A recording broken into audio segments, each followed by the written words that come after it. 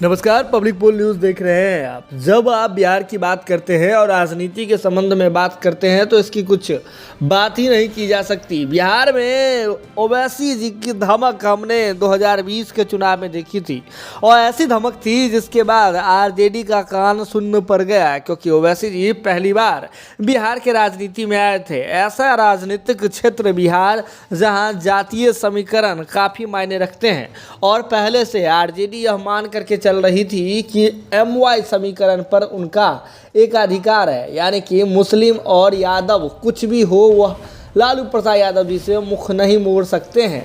और शायद इसे कॉन्फिडेंस नहीं कहेंगे, ओवर कॉन्फिडेंस को आपको बता दें कि एक रास्ता दिखा दिया है। ओवर कॉन्फिडेंस को उजागर कर दिया ओवैसी जी ने। और चुनावी नतीजे 2020 के, ओवैसी जी की पार्टी AIMM पहली बार बिहार में चुनावी सभा में जो है वह खड़ी थी और चुनावी क्षेत्र में खड़ी थी। और ऐसे में सीमांचल जो मुस्लिमों का गढ़ माना जाता है, जहां 50% से अधिक आबादी अल्पसंख्यक की है, वहां ओवैसी जी की पार्टी उतरती है। चुनाव से कुछ दिन पहले ही क्षेत्ररक्षण करती है और नतीजे ऐसे आते हैं जिसके बाद आरजेडी के होश उड़ जाते हैं।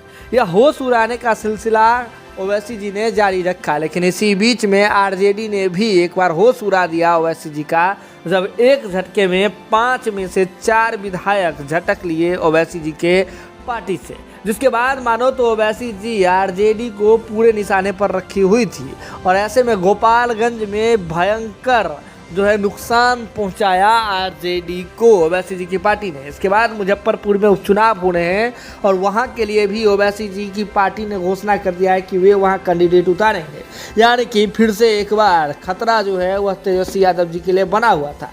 लेकिन इसी बीच आपको बता दें कि ओवैसी जी ने तख्ता पलट कर दिया है।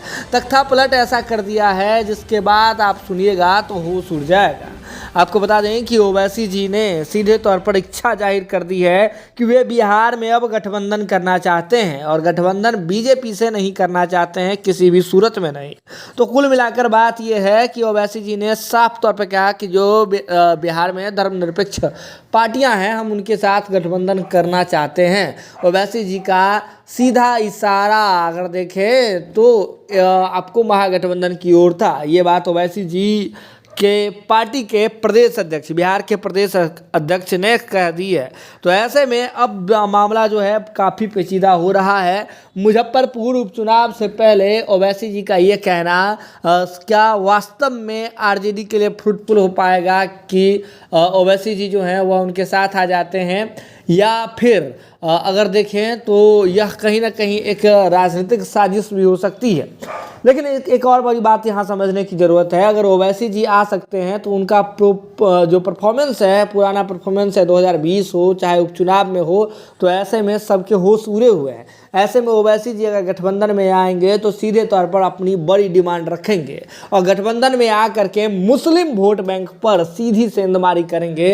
इस मुस्लिम वोट बैंक पर आरजेडी का अभी तक एकाधिकार चलता आ रहा था। तो ओवैसी जी अपनी छवि से तो करना ही चाहते हैं, लेकिन आपको बता दें कि आरजेडी में अगर उनकी एंट्री हो गई, उसके इस महागठबंधन में एंट्री हो गई, तो तेजस्वी यादव जी का पत्ता साफ हो जाएगा।